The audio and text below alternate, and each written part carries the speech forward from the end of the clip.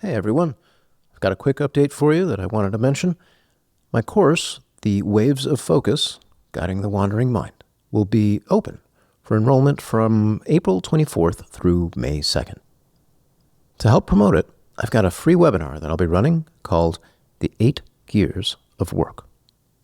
If you ever wondered why it can be such a struggle to build a habit, for example, the 8 gears of work might be one way to help you find a better way in. If you're looking to improve how you approach projects, if you're looking to get into things that are difficult, rather than feel stymied before you even start, the 8 gears of work can help. And if you like this show, I think you'll enjoy the discussion. I'll present, we'll have a Q&A, I'll give away a bonus to those who attend. To learn more, head over to 8gearsofwork.com. It's the number 8 and then gearsofwork.com. How often have you tried starting something that you've been avoiding by saying, I should just do that thing? Unfortunately, the phrase rarely, if ever, gets us moving. Instead, we can slump into a pile and call ourselves lazy. While trying to get ourselves to work, we've also introduced this insidious culprit, the word just.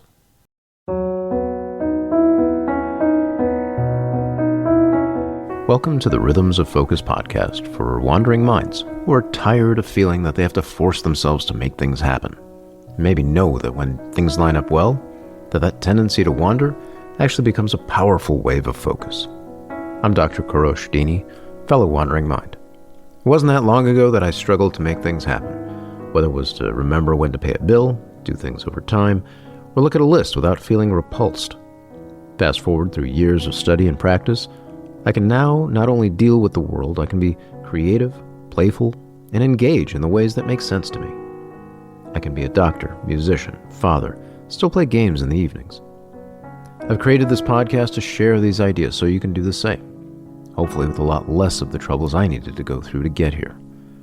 Whether you have ADHD, deal with anxiety, or just suffer from a powerfully creative spirit, I invite you to join me in this weekly podcast to start finding your own way to a calmer, more intuitive space. Please note, I'm not functioning as your doctor, psychiatrist, psychoanalyst, therapist, or otherwise. This is here for education, if not entertainment, and I do hope you enjoy it.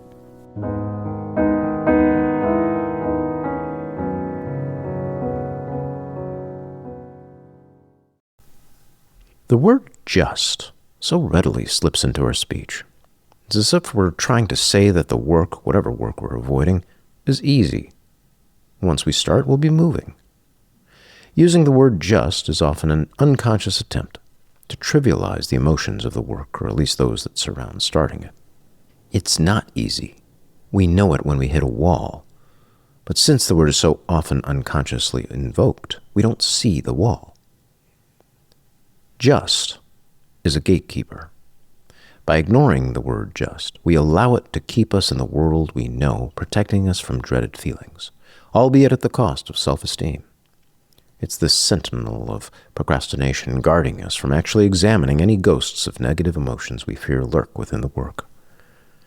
Since we don't know what is just keeping us from doing it, a sense of incapability and inferiority creeps in, but at least we've saved ourselves from the dreaded unknown of the work. Just is a guardian of the first act, protecting us from some worrying feeling, but also keeping us from the solutions we may seek, much like any form of procrastination. But when we see and know its magic, we can dispel it. Now, when we see the word just, we can see the wall, often this puzzle of emotion standing between us and the thing to do. By singling out the word just in the sentence, we can now reframe it as a place for exploration. What are the feelings of this work? Better yet, what is it about that thing that conjures these feelings? In sitting with the work and allowing ourselves this sense, it can appear we might start wondering, if I tried, would my inability reveal itself? By doing this, am I just bowing down to someone else's whims? Would I expose myself to boredom, a sense of wasting life? In acknowledging these sensations more directly, we can start finding where we feel unable and begin practicing to become able. We can consider how we have taken on responsibilities and where our decisions were in that process. And we can then face the fears in renegotiating agreements and more.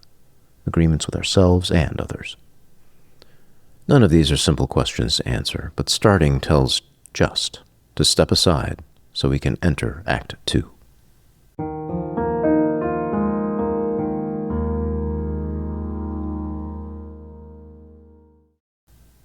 Today's piece is called Running on the Sun.